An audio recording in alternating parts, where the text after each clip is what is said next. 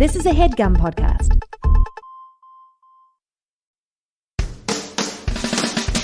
Celebrity Book Club. Who's that knocking at the door?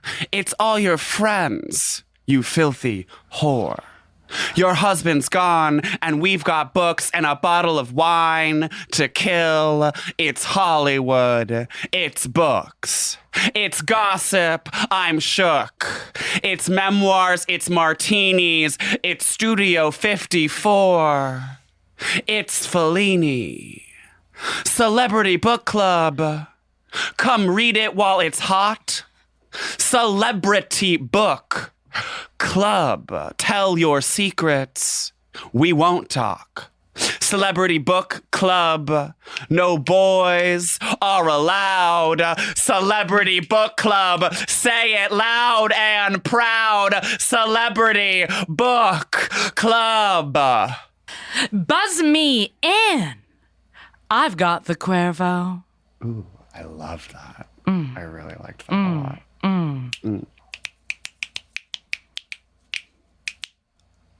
Hey, best friend.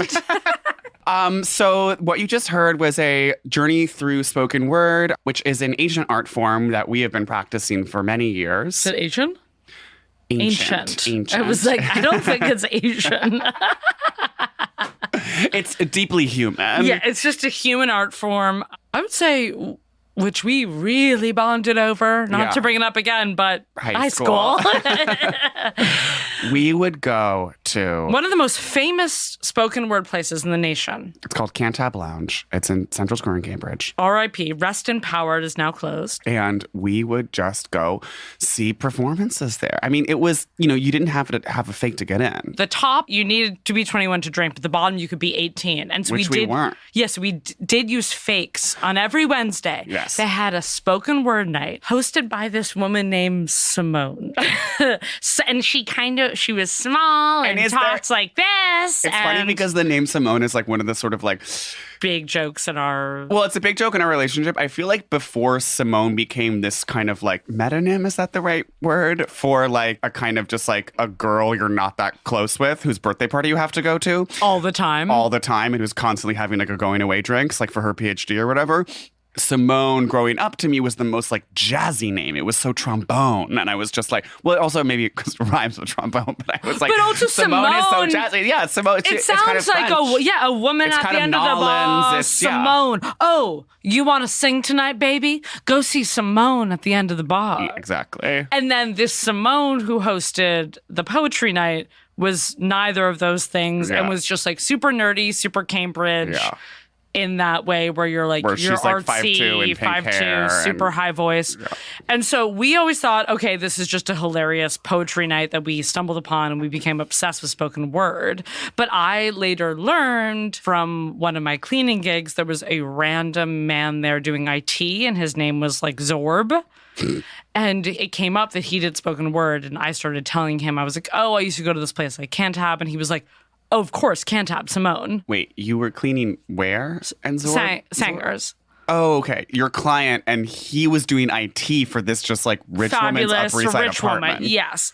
And he was the like... The fact that an apartment needs its own IT specialist is interesting. I mean, I think it's that thing if you're rich and just like she needed her password changed instead of being like some moms who will just be like calling their children, just being like, I'm on the Apple and the Apple ID and I'm going to have to go to the Genius Bar. Like she's not going to the Genius Bar. So she just has this guy. She's calling Zorb to set up the modem. And he was like very Cambridge Alton's way where he was like, black t-shirt, so CompUSA, frizzy ponytail. Name was Zorb.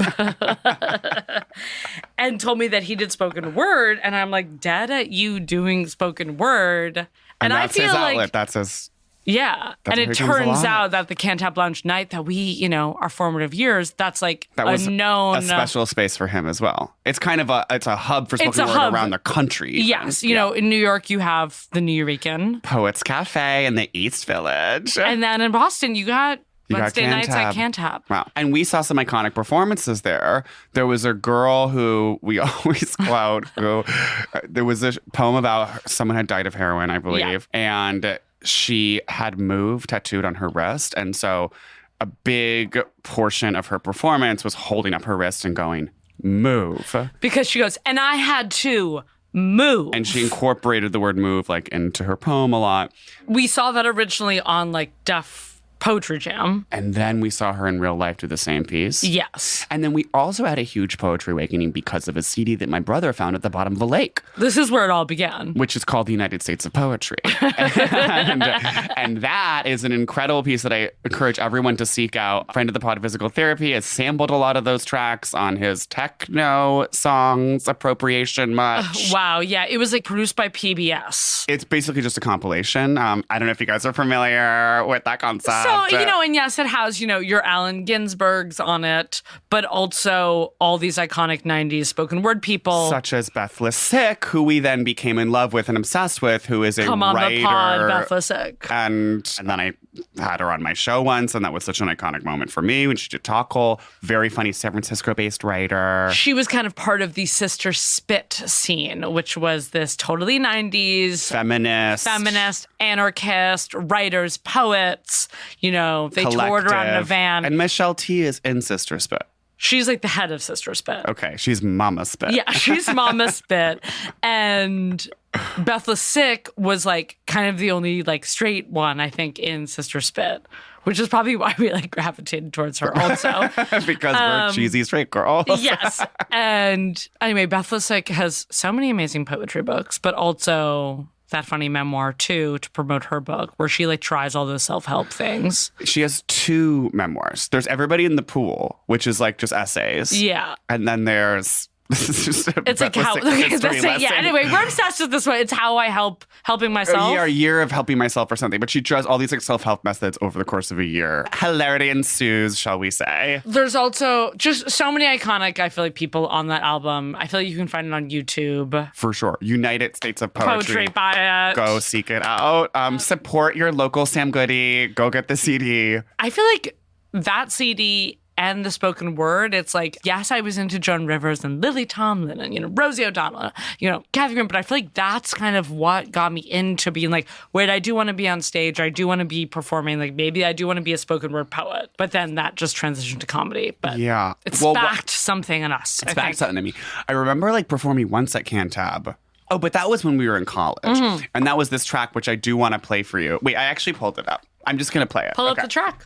And I'll say it now. The reason why we're talking about all this poetry is because today we are talking about singer-songwriter Jewel's book of poetry, which is called A Night Without Armor. Poems, Jewel. And this came out really, I think, in her heyday. 98. So, all right, now we're going to listen. I made this track like 9 years ago. It is a spoken word piece. America is a whore. I heard that tonight and I've heard it before, and I can't help but think that there's something wrong with this equivalency. When I think of America Ferrera. The real woman whose curves brought Ugly Betty to 5 seasons of acceptable ratings.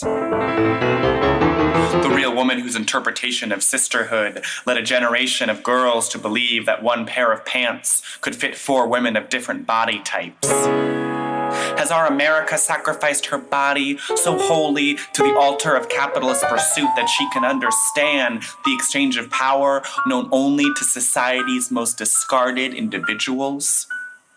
Because when I think of a whore, I think of the woman in the window in Amsterdam, who would lock eyes with me as I drove home on my bike that I purchased from a junkie on a bridge on Prinsengracht. The whore with her lined face, the whore with her hair that defied the dull red light of her window with its brilliance. The whore with her leg casually draped across the wooden leg of her IKEA chair. And when I drove home on my junkie's bike, when her eyes met mine, they were searching for desire, searching for desperation, searching for money to pay the rent on her own window, hoping in vain that I were heterosexual. And when I saw America Ferrera on the corner of West 4th, when she stared at me from the cover of W magazine, plum-colored lipstick, in a dress she'd never imagined she'd wear, and hair she never imagined would shine so brilliant. When her eyes met mine, they weren't searching for anything more than tacit approval. Wow. May I? Well, first, hold on. Classic. Please snap. Please snap. If you don't know, that's kind of the poet audience way to approve. Right, because it is a quieter art form, so you don't want to overwhelm. No, I wouldn't want to clap. Wow, that was insane. I mean, what's so crazy is I feel like it is this perfect balance of obviously like you're roasting the spoken word art form and like you know what to do and you know to talk about like whores and junkies, but at the same time, I can also tell that like you do earnestly want to be like, oh, it is very real. Yeah, you're like, it is very real where you do want to be like, yeah, I am in Amsterdam. I did buy a bike from a junkie. How badass is that? Of course, I'm still being so study abroad. No, and you're just like, as I ride in Amsterdam. And I'm talking about magazines, and I'm still being so ad-busters and like fuck capitalism. And just being like Westford. This is also kind of you coming into your ad-busters phase. I mean, my ad-busters phase started in middle school and it's never stopped. I feel like your ad-busters phase started in like way later. Not to offend. I feel like I've always been so ad-busters. No, because I remember when our like middle school art teacher, remember that lesbian like wait, no, that's my high school lesbian art teacher. Miss Fernando. Oh my we were kind of in crush. A thing. Yeah. She like gave me rides to school in her Jetta, so that's grooming. She was like RISD grad. Jetta is grooming. Jetta, no. I know, it's insane how like parents of lesbian children or awesome people of masculine experience, if your child is going for a ride to school with a femme with a pixie cut in a Jetta, something's wrong. Something's up. All right. Anyway, I wish something happened, but... And yeah, you soaked those Jetta seats. Flooded. That was... When did you make that, Stephen? That's a really good question. I want to say that I made that in like 2011 or something. So maybe that was about 10 years ago. So maybe I was about 24. Because... when you played it, I was like... oh, that's my piano. I was like, I know I've heard this before. Yeah, you did. What was it for? Daniel, again, friend of the pod. Was DJ stuff? It was DJ stuff. He was doing some weird mix compilation thing and wanted like a spoken word piece for it. And I was like, I have heard this piece that I already wrote like for fun once. Yeah, you I'm going to set it to music and put some effects on it. And sick. Yeah, get a little weird with it. But... in terms of Adbusters, yeah, I guess I just think of you in high school. So Mark Jacobs and I was going to my Adbusters high school. I mean, and you were sketched by the Adbusters. Okay, but that's the thing about being Adbusters is that does not preclude not being Mark Jacobs. Like you can be Mark Jacobs and Adbusters at the same time. Yeah, the whole point of being Adbusters is that you're just being like, think about the fucking world for a second and like how it's advertising to you, and just like question everything. But you're also like still shopping. Like, no, I know. I guess we were roasting that because it's like the people I was surrounded by were so Adbusters, and we're just like, hey, I don't know if you've heard of this magazine. It's called Adbusters. It's like basically is life, and like so many people with their L Bean backpacks had pins in the Nike symbol that said slavery underneath. You were. That's what I'm saying. Well, it's like, but I've never been that because I've always like drawn a distinct line between like reading Adbusters and being like, I'm gonna make art that's like critical, and then being so like, I guess I'm saying, did you know what Adbusters was in high school? That's what I'm saying, is that Miss Fernando told us what Adbusters was. And I remember this art assignment now. You remember the art assignment that was transform a book? Yes. And I took an atlas because huge gay nerd obsessed with atlases. And I remember like... Well, can you sing this song? Because the first time Steve and I hung out, you sang me your Capitals of Southeast Asia song. I'm not going to sing that for you right now. It's too nerd. That's actually too far, too personal, and I'm sorry I brought that up. Okay. I mean, that's a beautiful song, and I've sung it for people, and I will sing it. And it goes like, Thimphu, Kathmandu, Dhaka, Islamabad, New Delhi, Rangoon, Bangkok, Phnom Penh, Vientiane, Hanoi. And it goes on. But the point is, and I actually once performed that at camp, at the All Camp Talent Show. The way I can manipulate you. I mean, yes, I love atlases, but I do remember we had to transform like a book. And so I was just like on like one of the Africa map pages. Wow. You transformed Africa to something. Already saying else. wow. I had like pictures of just like big cats. Okay. And then I had like, I put black glitter on it and then bars over it because I was trying to say like zoos are bad. Oh, okay. And I was Fabulous. like, they glorify the imprisonment of animals. So like that was the black glitter was supposed to be like, it's glamorous, but like evil. Why is our podcast so heavily anti-poacher? Like, it's like, okay, our main activism. Okay, I guess we are so when people on Twitter are just like, white people, why do you care more about the killing of elephants? Cut to us and we're just like chaining ourselves Yes, to like some save the reserve. cats. I have an insane... I know we have to get to this book of poetry, but I have an insane reserve story for you. Lay it on me. Okay.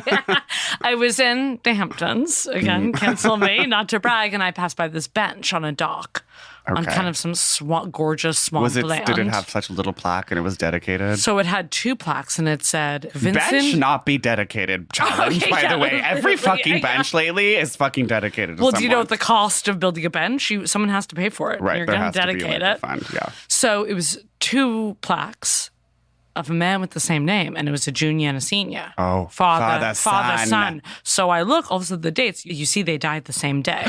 No. Googled it. Father, son, Hampton socialite on a safari in Namibia. Zebra ran into their car. Car turned over. Tour guide survived and the mother survived. No way. Yes. Oh my God. So she fled to her native Austria to recover. Of course. Wow. I wonder if like maybe this would be so Shania Twain if she actually fell in love with the tour guide like yes. as a way to heal because they both survived the accident. That's really sad. Yeah, isn't that really sad? Not to buzzkill. No, I know. Maybe one person survives a car accident, one doesn't. Like, Well, 2, but yeah, the family member. Yeah, the surviving person in a car accident, like that's such Your a trauma. husband, and it was like her birthday trip or something like that. Oh God! And you think zebras, right? I mean, they're the ones you don't have to worry about. You don't think they're charging? No. Well, that's something it calls into question tourism and No, safari. absolutely, and at buzzers, and it does Yeah. raise the question: like, should we even be there, like in the game preserve? And this is their Right. natural habitat, and so, like, what do you expect? Like, you play with fire, and you're gonna get burned. Not saying not to victim blame, but yeah. Yeah, I mean, Okay, we should talk about this Jewel book of poetry. so Jewel, famous singer. Who will save your soul? And it comes to me. I remember buying the CD that track is on at Newbury Comics in Harvard Square. Hell yes. And being like, I'm kind of into this chick Jewel, and I'm gonna like go to her back catalog because that album came out in like '98 or something, right? By the time you bought it, it was back catalog. I bought it in like high school. I was just like, let me get into Jewel for a minute. Hell here. yeah, support women. Yeah. Now, of course, my sister was so Lilith Fair and had like purchased that, I feel like, when it came out. And you had like every Ani DeFranco, The Ani, Liz Phair. the Sarah McLachlan, the Yeah. Jewel. Well, but I was very paranoid about squirrels. What? Which I should write, because my grandmother had put me in this fear that all squirrels have rabies, and I was terrified of squirrels, and sometimes I wouldn't leave the house if I thought some squirrels were outside. Really? Yes, I thought I was going to get instant rabies. Huh. But that's because you trusted your Nona. Yeah, no, trust in my Nona. Nona is always right. Right.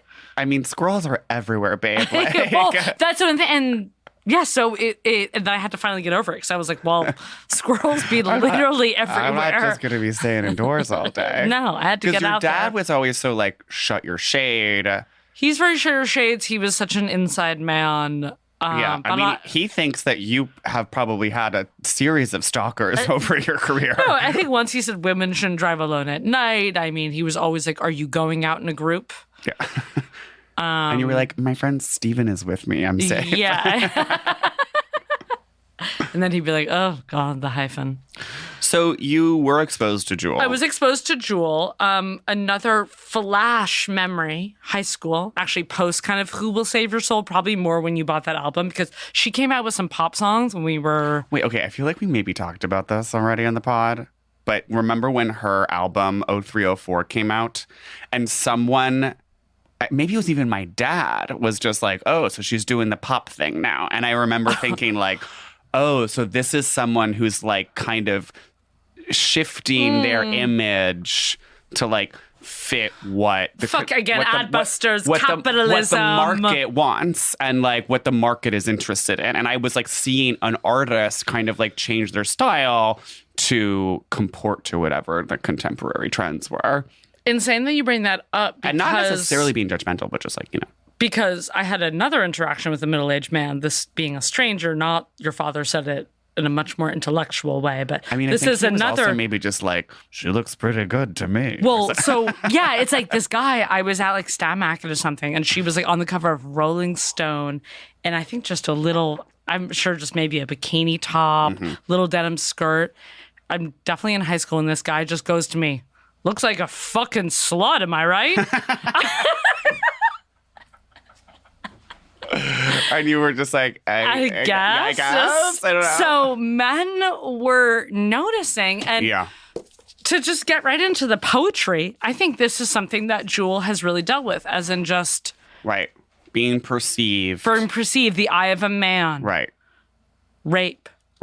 Yeah, so just so our listeners know. So this is, again, it's a book of poetry. Highly recommend. Most of the poems are just one page. A couple go over to two. It deals with womanhood, puberty, sex. Puberty, Alaska. Yes. Obviously, so she's from Alaska, one of the freak states, as we know. And she, she's weird.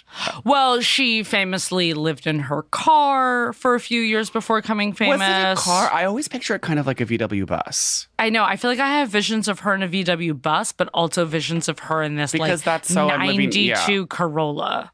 I mean, I wish it were a 92 Corolla. And it's stuffed with stuff.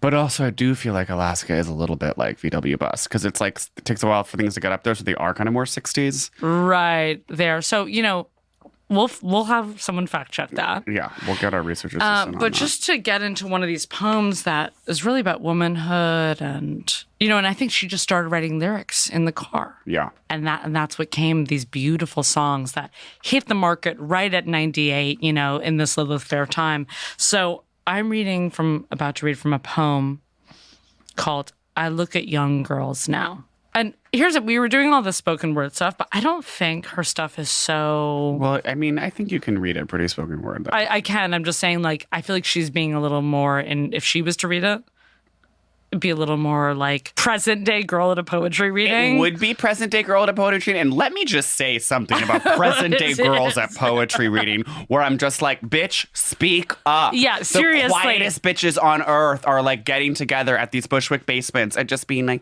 No, because everyone is like, spoken word is embarrassing now. They're like, so we're going to do the opposite and act like we've never read a book before. Right.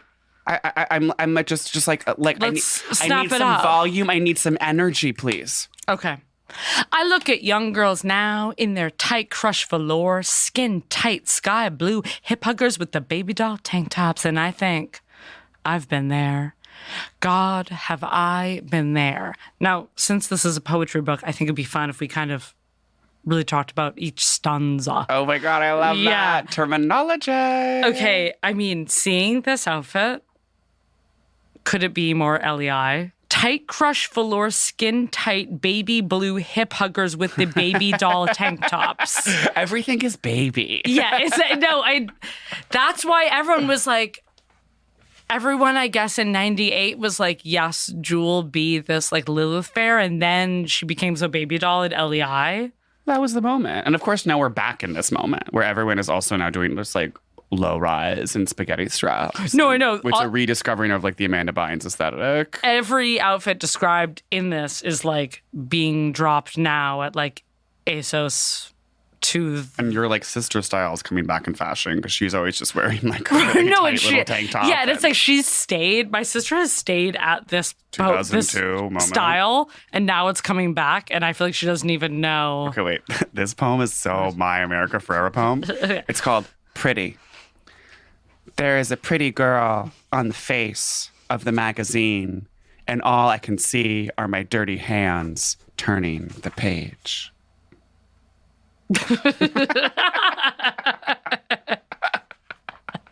Just being like, she's perfect and airbrushed. Yes, she's this perfect girl. Oh, so unattainable beauty standards. And who am I? Just a dirty Alaskan troll. I mean, I don't think Jewel felt pretty in her VW bug in Alaska. Right. But clearly she is like horny. In this early poem, The Bony Ribs of Adam, I left the bony ribs of Adam for the fruit of my own personal desire. Biblical stuff. It sent still heavy upon my flesh, my absence still thorn in his side. But now how my belly hollows and aches, craving seed. Sorry, to crave seed? Literally me on Pride Weekend. Opens Grinder. Craving, can change that to your bio. Craving seed. Craving seed. I mean, that's a lot of people's bio. Celebrity Book Club.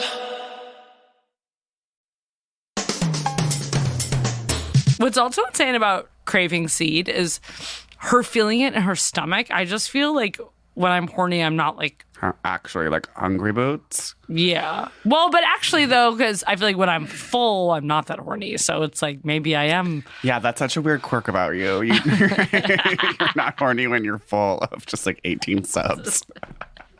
I'm just correcting myself that it's like, I guess she is right. Because at first I was like, are you really feeling that? And your belly aching for seed? I mean, I think she's using belly in the kind of like metaphor sense of like the part of you that crave, that is hunger. Yeah. You know what I mean? Whereas like it's not the actual like food stomach portion. Totally. Where it's like, you know, when you say soul or when you say heart, you know, you're not talking about the actual blood pumping factory. You're talking about this fucking Hollywood notion. Some of the, I'm like into some of the poems. No, I think this book is people are like, oh, that's so ridiculous. Jewel is a poetry book. Okay, hold on. Read on. This one. This poem is called Austin, Texas, Sheraton Hotel, 2 a.m. His empty vodka tonics stand like rotted tree trunks, emptied of their core. They are on the table where my altar rests, sharing space with my sacred things, my rocks and reminders of home. Should I fear you? Okay, we need to come up with a poetry book. Yeah. I'm reminded by reading this book, we're like, oh, like, I think, again, sometimes people assume because, you know, we're comedians, we're podcasters, that we like poetry because it's a joke. And whenever I say, you know, oh, I love spoken word, and, you know, we do the impressions, Well, yes. all jokes are real. All jokes are real, but like writing a poem about like the Sheraton, And just the vodka on the... Well, okay, here's the thing about poetry. Like, it's pretty easy. Well, yeah, I know. I'm just so like this. Like, it's just line breaks. Words, like, yeah. What makes it not... It's like, doesn't have to like follow any of the rules of like prose or just like being compelling or interesting or making sense or like being factual or being funny, because it's like, it literally can just be any words you want. You just like throw in some line break. Scramble. It's just a scramble. And like where you choose to make the line breaks is like so brave and bold. And it's like, wow, you like just put the word vodka on one line. Like that Then makes it really meaningful. vodka. You just put fear on one line. I mean, some of them are a little bit more like stories about Alaska. Yes. And like those, like, did you read this one, Crazy Cow? No, read it to me. Shane came back in from evening feed and said, Crazy Cow was missing. Dad finally finished whatever he was eating and casually said, she's probably calving. We all knew the odds of finding the cow in 80 acres of wooded pasture at night were slim, but still we pulled on our boots and coats and headed out with flashlights into the frozen night. It was Shane, I think, who found the calf tangled up in a snowbank, half alive. Dad picked it up in one swoop and looked over his shoulder at the cow. Stupid cow, he said. Stupid cow, the three of us chimed, trying not to act amazed. On the way back to the cabin, the calf quit breathing. We ran the rest of the way to the front porch, the cold air piercing my lungs and freezing the little hairs in my nostrils. Orders were given. Build up the fire, rub the calf's limbs, get the blood going. On the rough wood floor of that one-room cabin, I watched Dad lean down and wrap his mouth around the calf's tiny pink nose, fill its lungs, and then repeat. His big hands handled the tiny animal expertly. The same hands I feared now seemed more powerful and merciful than God's. The Chinese lantern above us threw a warm glow across the room. The calf came to, coughing and spitting. My brothers and I, stupid with giddy emotion. That night, I took a mattress off my bed and laid it on the floor between Atsley and me. We all watched the calf sleep and took turns to make sure it was still breathing. And all night, we dreamt of all the impossible things we would do when we grew up. Wow. I'm breathless. Right? Aren't you kind of? I was like, this is okay. When you say poetry is easy, not everyone can write that. it's an economy of language. You take out what shouldn't be there, and also, copywriting's the same way, sweetheart. Leave only what is necessary. Yes, very necessary. Yeah. Salt and pepper. Yeah. Sorry. I'm kind Hip-hop of more, reference. I'm kind of more into like John Mayer and like Britney Spears. Like I only know pop. Right, and hip hop is poetry. Yes. But with that, I mean, when you have those repetitions, what was it? Cow. Stupid cow. cow. Stupid cow. It makes you think like, oh, what does stupid cow mean, right? Like, is it, Yeah. and then you start to get into the sort of the feminist undertones and Stupid the cow. body image. Well, And the reference to the father, you're like, oh, so their father beat her, but it's like super, it's that much more powerful because it's almost mentioned in passing. I you know want what I to mean? say her mother left and she was raised by her father, and she's so girl who grew up in Alaska with like 5 brothers and just like, oh, sorry, me. I have grass stains on my knee. Yeah, tomboy vibes. Yeah, tomboy. I have 5 brothers and a dad. This is all I know. Okay, I guess it's just like Jewel's thing is being, a singer-songwriter. Very singer-songwriter. Like, Which means that you are sensitive and you're a little bit, it's really about the lyrics. Mysterious. We think coffee shop, right? We think guitar in the back. We think like poems and songs in your pocket. We think living out of your car, which she did. And she did all this stuff. And I guess it's like, in some ways, Alaska gives her legitimacy. Have you ever been to Alaska? So I never been. I have absolutely no desire to go. Really? Well, I mean, I'm a travelist. I guess I do want to go, but I would love to go to Alaska. it's so lesbian of you. I mean, it's just like, it's such a lesbian cruise destination. And like, obviously, people love to be cold. And like, No, obviously my girlfriend, when we went to Key West, she went to Alaska, which I think perfectly kind of describes our skin temperatures. Yeah, for sure. Yeah, and she was like, oh, I got hot in Alaska. She was sweating. She was when we got literally off the plane. sweating in Alaska. But it sounds, you're seeing whales everywhere. You're seeing moose, the landscape, it's eels, it's fishing villages. But it's very remote, depressed. and it's very depressed. Very working class. Yeah, very Catholic. Eel hunter. I don't think it's that Catholic. Yeah, it's just, I don't know. It's like there's something really sad about it. I'm not saying it's my first destination, but I'm saying like, bucket list, sure. I mean, to see the sunrise over Denali, right? Who doesn't want that? Who doesn't want to go salmon fishing in Anchorage? No, and who doesn't want to just like, spend a couple weeks like living in a condo in Wasilla? I hear real estate is actually really hard to come by in downtown Anchorage. Yeah. Interesting. Yeah, stuff doesn't come up a lot. Okay, I want to read another very of the time poem. Okay. As you said, coffee shop, and this is literally called Coffee Shop. Young girls wrap themselves tightly in bright smiles and denim. No more patent leather and pigtails here.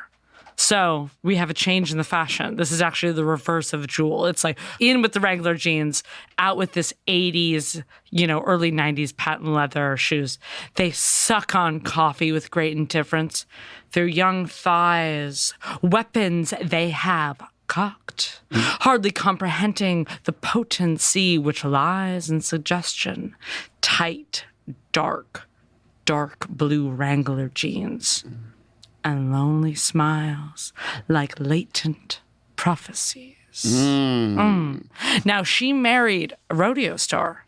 Okay, so I didn't know this. Yeah. Are they still together? No, she's a single mother now. And I read something like over COVID, like, how is Jewel like raising her 2 kids, like Lakesome and like Latham? Right. And her and the rodeo star, I think, were married for a while, and it was like the kids, like, because of COVID, haven't seen their dad, like Darren something. So she's like, I'm a cowgirl. I married a rodeo guy. Yes. Because I think she went pop, but she is a down-home cowgirl. And now she's being so Sheryl Crow and just like, I'm raising Wyatt on my own, and this is my truth. And I've got my guitar, and I've got my home recording studio. Absolutely. And I've got my horses, and I'm happy. And we take the kids outside, and we do, learning stuff outside. And she's living just like I think she's in Alaska? No. Or like Austin, maybe. I think she's in Austin. The life of marrying a rodeo star. Do you know that Garth Brooks song, Rodeo? No. It's that damn old rodeo. And it's about this woman being like, I hope he comes home. And if he comes home for a night, he's got to leave. Right. It's like, no, I mean, it's like being married to a fucking cop or a sailor. Or a service member. And, you don't know if they're going to survive the night. It's such a dangerous position. I would say even more than being married to a cop, though. Being married to a rodeo star is a bigger risk than being married to a cop because they're always on the hunt. It's always about that prize money. Right. So they're going to Fort Worth. They're going to, Dallas. Amarillo by morning. El Lubbock. Paso. Fort Worth. You're on the circuit and you're chasing this, a prize. Yeah. And so anything could happen on the road. Anything could happen on any different bull anywhere. I mean, it's a lot. And I could imagine that put a strain on her marriage. I think so. I just love the way... Do you think he was also maybe like intimidated by a successful woman? No. Oh, intimidated by... Well, they probably were both powerful in their own arenas. Right. But do you think he wanted to be the rodeo star who comes home to his little lady? It probably took a little bit of the sweat off his brow. That it wasn't some... Right, that he didn't have to be the breadwinner. Down home Debbie Dallas being like, when are you coming home, Jim? Yeah, because she was just like, I'm touring or whatever.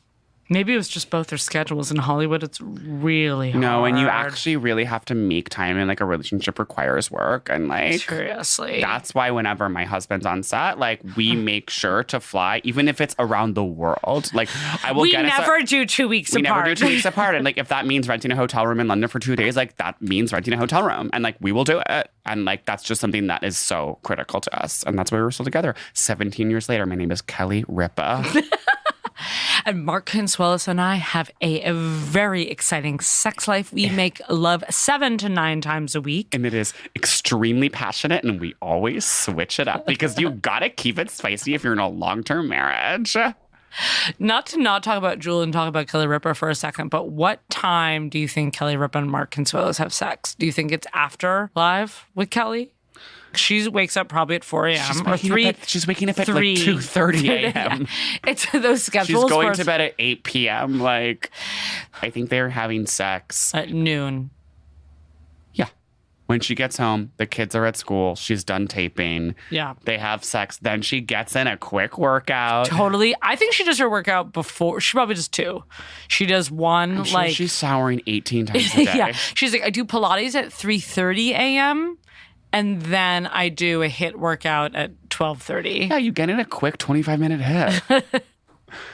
Yeah, and then they're having like amazing 13-minute sex. How do they do it? And then just like having a couple mangoes afterwards. Feeding each other mangoes. Oh, Kelly Ripa's so mangoes after sex. Okay, this is a poetry book. No, I mean, let's talk about some more poems. Oh, wait, there's a poem called Lovers for Lily. Oh, wait, I saw that. Okay. Well, wait, let's see if it's about your lovers. Okay. Boys with faces like calm puddles begging to be messied up, stirred, aroused, delivers themselves to her doorstep. messy hair, morning mouth. Okay, already this is about me because my hair can get totally messy while I sleep. Right. Because it's thick. Just so you. Just so me. And when I wake up, a lot of the times I have tons of dried blood on my 2 front teeth. What? Sorry, do I scare you with my sexuality? Wait, you have dry blood because sometimes you're wake eating up- out your girlfriend on her period? No, I think it's just like I'm a mouth breather, so I'm like, I don't know what's going on with my gums, and I need to go to the dentist. I know you just got a root canal, but I'll wake up with dried blood in my front 2 teeth, and it more actually. Lily, that's not okay. That's not normal. That actually more stops me from meeting my girlfriend out on her period. This is why I always say you have a colonial mouth. Like, you need to get that checked out. Waking up with dried blood on your teeth is not just like, yeah, that's my thing. You shouldn't be bleeding that much. I know it doesn't happen all the time, just sometimes. More winter. Right, your gums get super dry and they're actually bleeding to self-lubricate. Yeah. And then my girlfriend is like, please go take care of that. Oh, God. No, I'm going to go to the dentist. I promise. You gotta get to 10. See, I really got it done. Sponsored by Tent. This episode is sponsored by Tent. Not your grandfather's dentist. I have that Irish mouth DNA that just means like teeth are fucked up. Right. There's there's lace curtain Irish and there's bleeding gums Irish. You're the latter. or double tooth Irish because as a kid, I had about 10 teeth pulled and one of them was a double tooth. Not your shark ass. Yeah, just full shark. A double tooth? Double tooth, Like yeah. it was 2 vying for the same spot? It was that corner, your kind of fang tooth. And then in the back, there was a whole nother tooth connected. Siamese teeth. Crazy. Crazy. I just can't sleep. bite. Okay, this poem is really about us. It's called Red Roof in Boston. Wait, it's literally about us. Wait, do you know? I feel like she's talking about that red roof inn that's like on 128 Well, I know because all red roof inns are. on a highway. I miss you miserably, dear, and I can't quite manage to face this unbearably large bed alone. Ooh.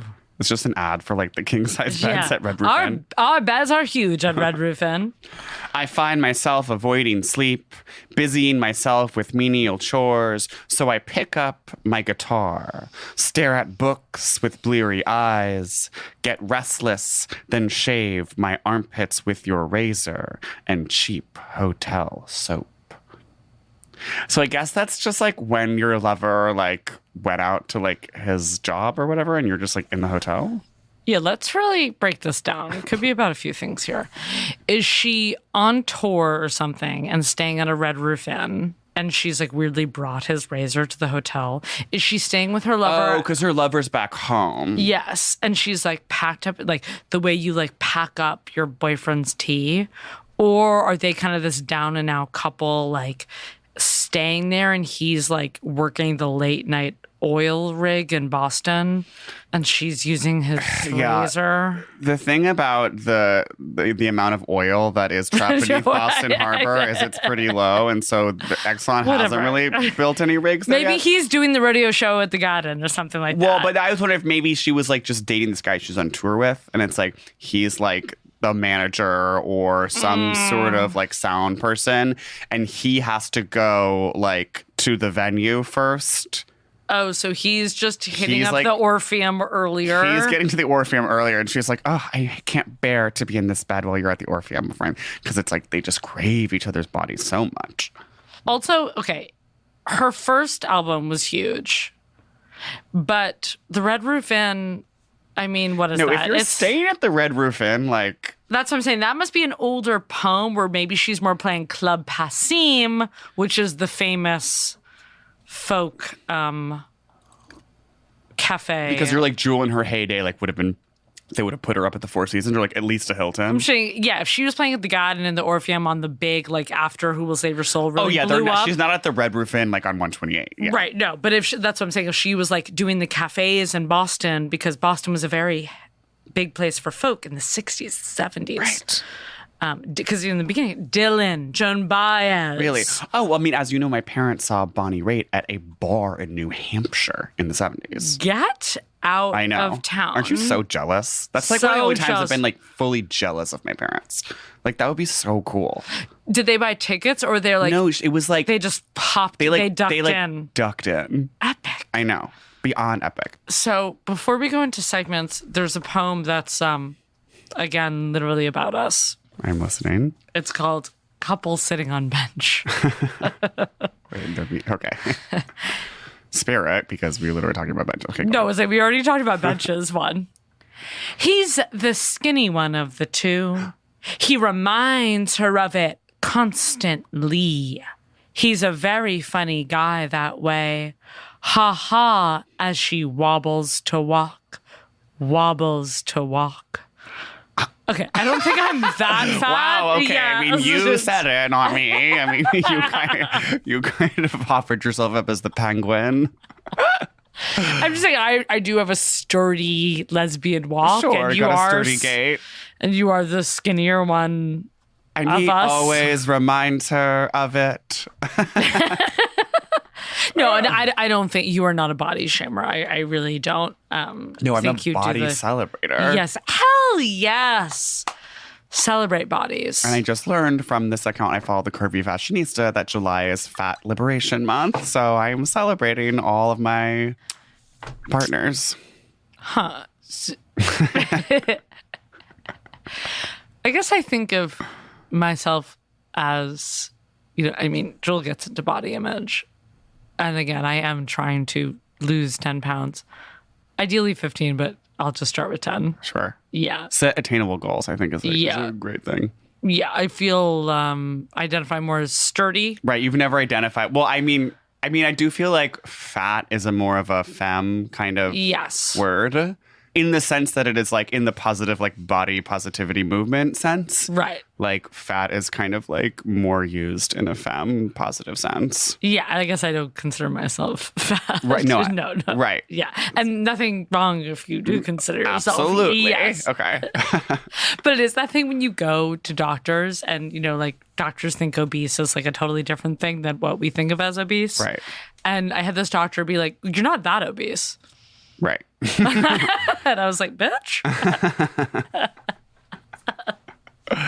Yeah, doctors are weird. Yeah, doctors are weird. And that's the thing as, people born with female identified parts like me and Jewel, men have this eye on you. Right. Whether, they're gazing at, wait, did you see that poem that was Are like, you saying if female doctors never called you that obese? no, I mean, like I had that Russian doctor in Ridgewood. She didn't weigh me. They were like, we don't have scales. I know, this bitch is from fucking Berserkistan or whatever. That's a country. Kyrgyzstan. No, Kyrgyzstan. Okay. Whatever. And she did not weigh me. She just kind of felt around my back. And then she was just like, you need to lose 20 pounds. Okay, so she did like a quick, just kind of like I'm at the supermarket. Let me see. Let me see how ripe these avocados And are. I was like, I know. I was like, I need to go to the gym. She goes, don't pay for gym. Go walk Juniper Park, walk in circles. I mean, listen, she's not wrong. They have amazing exercise equipment out there. But Yeah. I do find that working out in an air-conditioned setting can be a little bit more inspiring. Right. But again, Adbusters, I like that she's like, don't give your money to Planet Fitness. Or yeah, fuck that. Go to our public parks. No, and Blank does support like child war and Absolutely. whatever. I'm sure they're pro poaching over there. Did you read that poem where she talks about this father and son like staring at her and she's like, they're bonding over like them checking me out? No, but this comes back to the theme about how my dad was sort of intimated to me that he thought Jewel was hot Right. And were you around the time of her rebrand. Here's my question. Did your dad kind of, you think, always know, or was the time where he was like, son, that's a good looking ticket over there? I think that he was commenting on the fact that he maybe hadn't noticed Jewel before, and then he was looking at her hot little outfit and her straightened hair and was just like, okay, daddy like. I don't know. Maybe in some way he was telling me like, hey, like step it up, bitch. Right. He was telling you to like wear more baby doll tank tops from Urban. Yeah. And kind of like slut it up a bit. And you have stepped it up. You're in a crop top right now. No, I'm like and I literally self-cropped this Carhartt tee because I'm, yes, bitch. Yes. Like I contain multitudes. Get a pair of scissors and all of a sudden you're a fashion designer. And just like I'm taking something that's traditionally masked, a Carhartt tee, and I'm turning it into this like gay Femme, coded, yes. high femme. Super high femme, high waisted, high femme. I mean, I remember this is again. I mean, Jewel is really bringing me back to her time of '98. I was wearing these totally goofy boxers, goofy as in the character. Mm-hmm. And because I feel like that was such a girl, like Jewel-esque style to like wear boxers and like a tee. Okay, I know this is Jewel. This is just like any teen girls wearing Disney pajamas or like Disney boxers. And it's of that time, 98 or whatever, like late 90s. It's like to wear a total guy's boxer and a thing. And I wore these like boxers. And then I feel like my sister told me to wear the boxers, but then also was like, here's the thing. If you wear boxers, it's going to make guys think of bed. I mean, that's true. Which is true. So, good fashion tip. I mean, that. So, yeah, then they'll get really sleepy when they look at you. I know. And she meant of like, oh, they're going to get so horny and like beware because like guys will get too horny if you're like being 13 wearing goofy boxers to CVS. Yeah. And maybe, yeah, I was making mad men horny with me wearing goofy boxers. No, yeah. Every man on the street in Porter Square was just like showing as you walked home with your secret sub.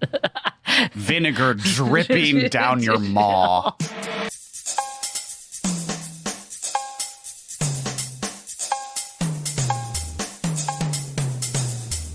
This is a segment. How does she live? What does she wear?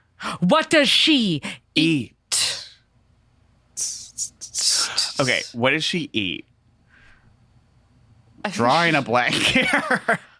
Truly, like, I think traditionally, like, maybe she does eat some, like, Alaskan squirrel. I don't know. Bitch, I mean, the Alaskan diet is so, like, okay, trout, nuts, just like juniper. Salmon. Like, what are y'all foraging?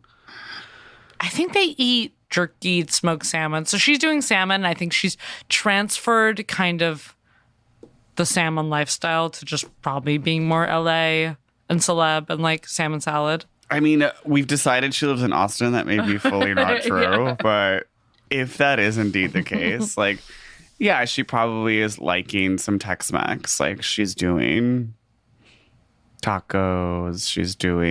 She's probably more like nopales. You know what I mean? Like, she's getting a cactus or whatever. Yeah. She's like, I could see her weird. maybe being, because she's a horse girl, maybe being vegan.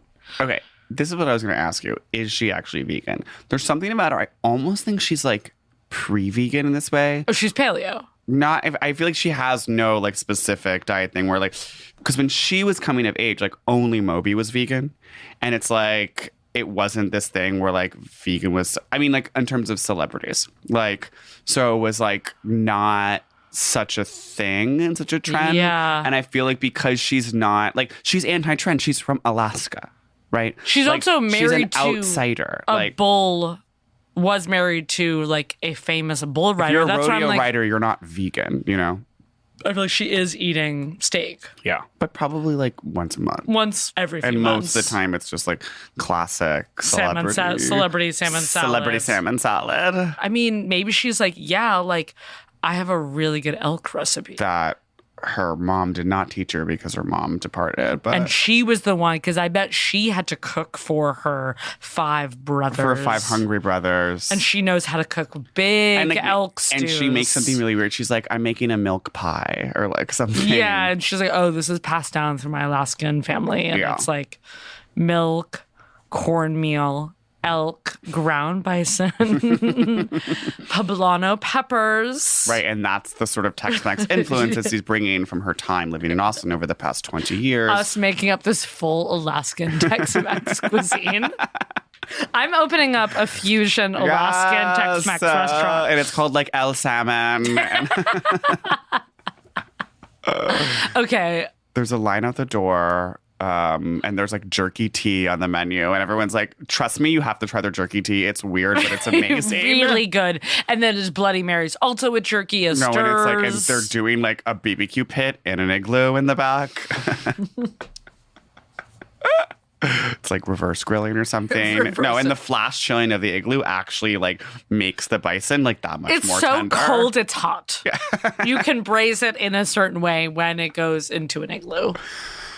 Okay, what does she wear? I mean, I think she still is in like Wranglers, and she puts on like, I'm imagining her putting these Wranglers and a spaghetti strap like crop top. Yeah, and she's like, I've had these jeans for 25 years, and it's this amazing crafted belt. I do feel like though, if and when Jewel has some appearance, like she's going to Good Morning America, she's doing like some just like Reese Witherspoon's peacock cooking 8-minute show. Yes, no.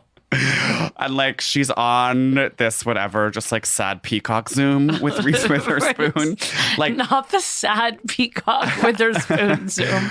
The Wither Zoom. And then like she's in like I feel like they're styling her in just like the widest belt.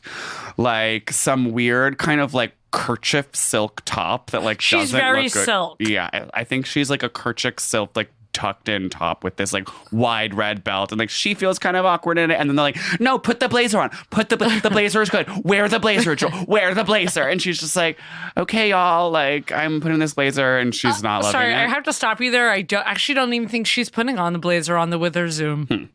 I think it's silk, and I think it's a belt. And I'm just, stopping you at blazer. She's bare-armed. Yep, bare-armed. I hope so for her sake. And I think at a Grammy appearance when like she has a new album that we're like, oh, random, Jewel came out with an album. I think it's, again, I do think it is a baby blue silk dress. The way that she is so associated with baby blue on my mind is actually insane. That is her color. It's truly her color.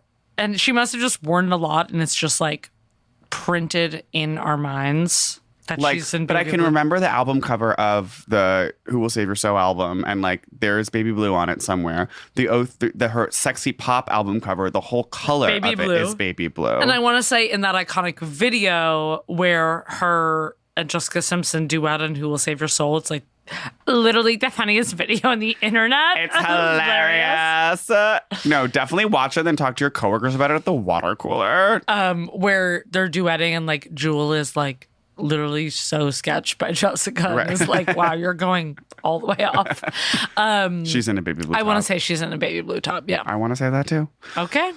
Okay, how does she live? How does she live? The Austin Single Mom Ranch. So I feel like that she has like a VW bug on the ranch in this way. But she only drives there on the property. Yeah, it's to drive around. And I think she has chickens, and I bet she has a ton of animals and goats. And like, she doesn't want her son to grow up, and that's why they live in Austin in our minds, because she doesn't want to grow up in this, Oh, wait a second. She lives in Nashville, I bet. Oh, because it's just music difference. stuff. Whatever. A little bit different, because I think it's actually just a little bit closer to. I mean, it's closer to whatever, like the heart of the music industry, but right, like, but same difference. And she's like, no, he needs to learn how to get up at 5, like feed the goats, like I did. But I feel like she's being so like fake chores about it, where the kid is like giving one bottle to one goat, and then like the actual groundskeeper is doing the rest of the chores. Oh, for sure. Like he's not getting like spanked if he missed his goat feedings. And it's not like her upbringing in Alaska, where they're like goats traipsing out in the middle of the night trying to find this like dead calf and like bring it back to life in the barn. I also think her house is just so skull, and you think it's so Day of the Dead and. No, less Day of Dead. I think it's just more Western and just like so many antlers. Oh, you mean like animal skull? Yeah, I think it's animal skull and raw coffee tables and dining room tables, jagged raw pieces of wood. Jagged raw wood. Okay, I see that. So you think there's nothing? I mean, I'm like, obviously we're really sort of hitting a wall with our concept of Alaskan design and culture. I think she's gone much more Western. I think it's Navajo. Yeah. Well, I mean, Alaskan is very Native American. That's true. Sorry, indigenous? Yeah. It's First Nations peoples. Yeah. It's Indian. It's so I think she's getting Inuit. Yes, getting a lot of fabrics Pendleton Navajo blankets. Yeah. With but that's all reclaimed Southwestern. raw wood. I could see her having like one hanging carved wooden like Inuit sculpture, whatever, that she like got from her town. And she's just like, oh, this is like a really beautiful sculpture. And just like the native people like really love this. And she has this one piece. But it's not, I don't think she's being so Alaskan stuff. No, that's what I'm saying. I think she's gone, because she's gotten a little more country and western. I think it is more horns and skull and Pendleton than so Alaskan. Yeah. Like, I've been watching a lot lately. And like she doesn't have like fishing. Oh, well, I was going to say, is there one ice fishing spear? I mean, we're also just being like, what is Alaska? So did she come from ice fishing eel? I keep on saying eel. And is that what they're fishing out there? I want to say no, but I like that eel is really occupying such a prominent space in your mind. Because I want to say I watched like one thing on the Travel Channel where it was like that guy Andrew Zimmerman or whatever, who's like kind of a like more intellectual Fieri. Okay. So like an Anthony Bourdain. But he's still fat, so Okay. he's like, he's being a little more like, yeah, come with me. And he was like at this big old eel cookout in Alaska. Okay, well then there's That's there's where- a little rhyme to your reason. Yeah, that's where I get the eel stuff from. Wait, remember that show, that Alaska show we watched with the lesbian who was just like Yes, plowing? I filmed that for you like in a hotel, I think. Yeah. And it was about this lesbian who was like plowing a snow perimeter for something.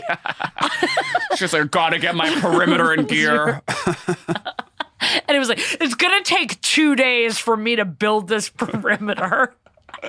I do love all Alaska reality shows because nothing happens, but it's always live or die. My favorite reality show of all, this was very like pre-Top Model, pre-Bachelor, called Bachelorettes in Alaska. And it was about women who couldn't find men in kind of the regular, you know, more stateside. And because, you know, the ratio of men to women in Alaska is like insane. It's like 10 to 80. Wait, damn, I'm moving to Alaska. Yeah, so it was like about all these women going to Alaska to meet all these hot Alaskan men because there's so many men out there. That's so, okay, yeah. It was on Fox one season, probably in like 2000. This Amazing is very show. that trend of like women who go on trips to Italy to like meet Italian men because Italian men are so horny. Or women who move to Denver, aka Menver. Not Menver. Wait, because it's so just like weed start up there. Yeah, and again, everyone's I think a hiking aficionado. The ratio is insane there. I think there's much more. Because I always think of Denver as somewhere you move once you're already in a heterosexual relationship. You would think. But it's a good place to go hunt for men. Okay, wait.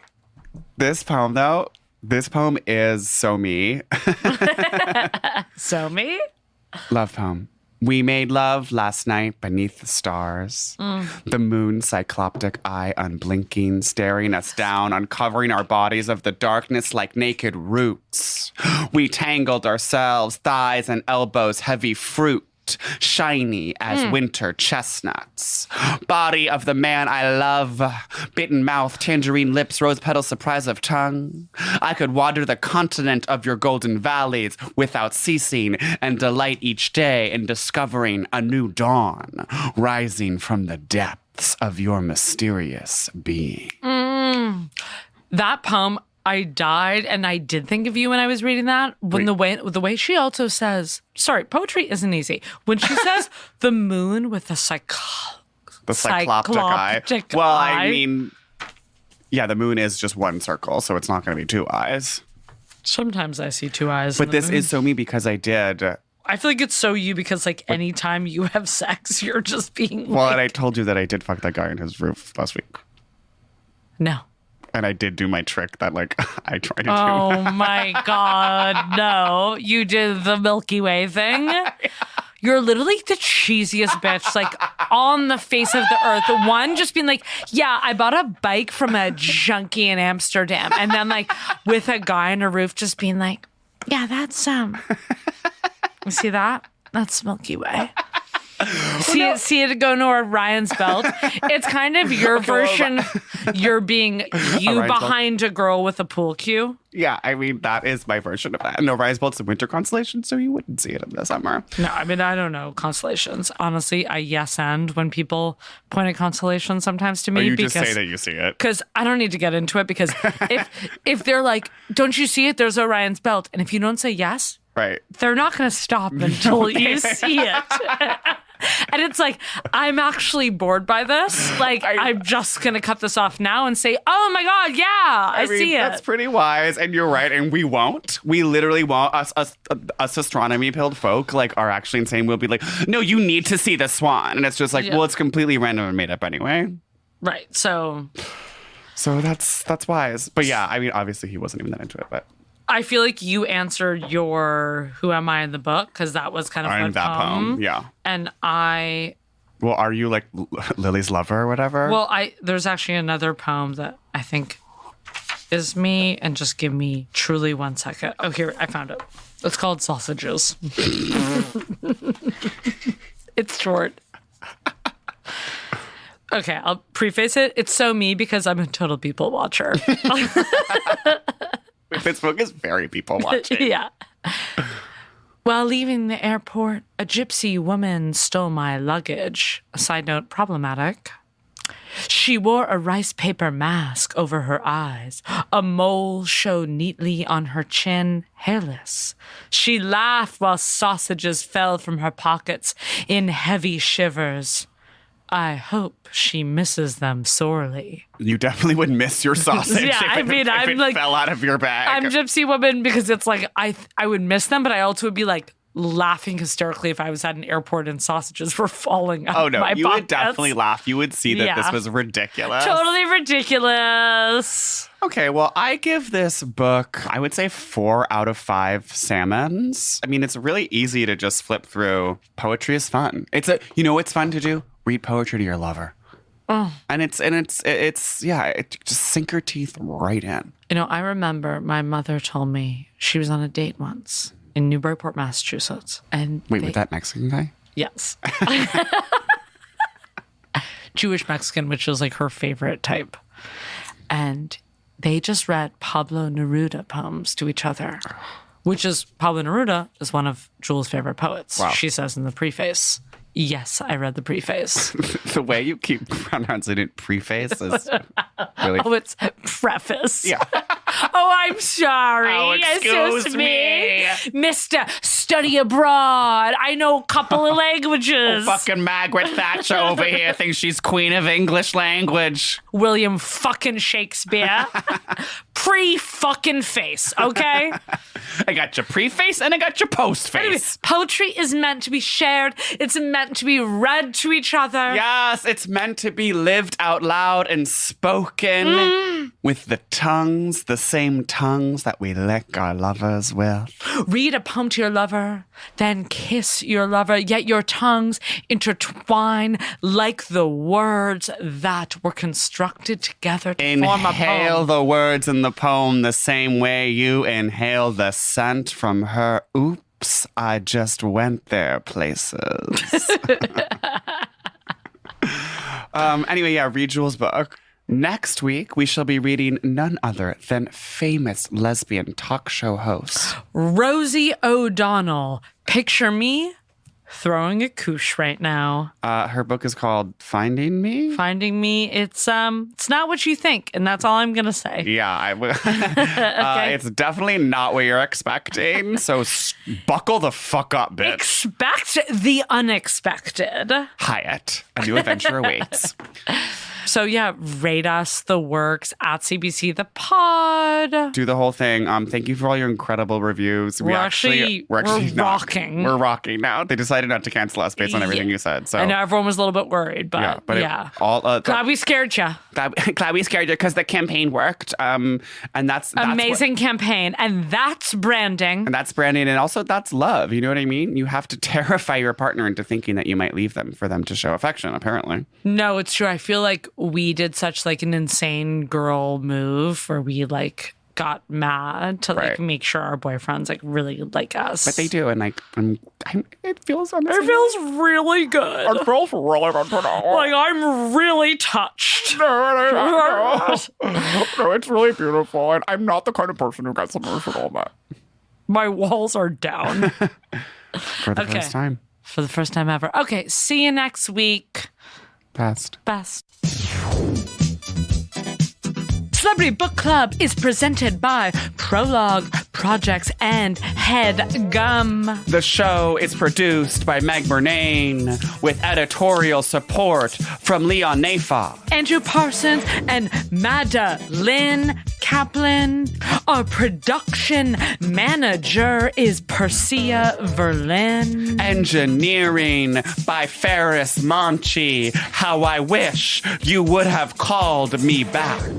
Original theme song by Stephen Phillips Horst, written in 1971. Artwork by Teddy Blanks at Chips and Why I Can Still Taste the Scent of Your Skin on My Lips. I beg you, follow us on Twitter at CBC The Pod. Subscribe on your favorite podcast app.